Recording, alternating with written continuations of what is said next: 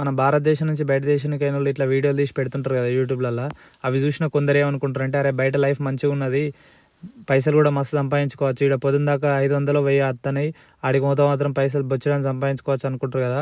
కానీ ఇక్కడికి రావాలంటే వీసా కావాలి. ఇంకా ఇలాంటి వ్యవసాయ వీడియోలు పెడితే మాత్రం అరే ఇది మనకు రాని పైన మంచిగా చేసుకోవచ్చు, అక్కడ గంటకు 1000 1500 వస్తాయట, మంచిగా పోయి కష్టపడి సంపాదించుకుందాం అని కొందరు ఫోన్లు కూడా చేసి అడుగుతుంటారు అన్నట్టు. నేను ఆడికి ఇచ్చే ప్రయత్నాలు ఏమైనా ఉంటే చేయని చెప్పి.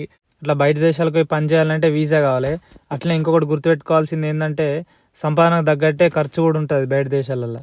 ఇక్కడ ప్రాబ్లం ఏంటంటే వీసాలు ఇయ్యరు. ఈ గవర్నమెంట్ ఇలాంటి పనికి వీసాలు ఇయ్యదు. ఏదైనా కంపెనీ ఓకే నాకు ఆయన కావాలి ఇక్కడ వ్యవసాయం చేసుకోవడానికి, ఆయనకు నేను జాబ్ ఇస్తా అని చెప్పి ఒక కంపెనీ నుంచి ఏదైనా లెటర్ ఇస్తేనే గవర్నమెంట్ వీసా అవుతుంది అన్నట్టు. కానీ అట్లా లెటర్లు ఇచ్చే కంపెనీలు చాలా తక్కువ ఉంటాయి. అట్లనే ఇంకేమంటారంటే, టూరిస్ట్ వీసా వేసుకొని వచ్చి ఆడ పని చేద్దాం, ఇక్కడికి వచ్చి పని చేయాలనుకుంటారు. కానీ టూరిస్ట్ వీసా మీద పని చేయొద్దు అన్నట్టు. లీగల్గా మనం పనిచేసే అర్హత మనకు ఉండదు.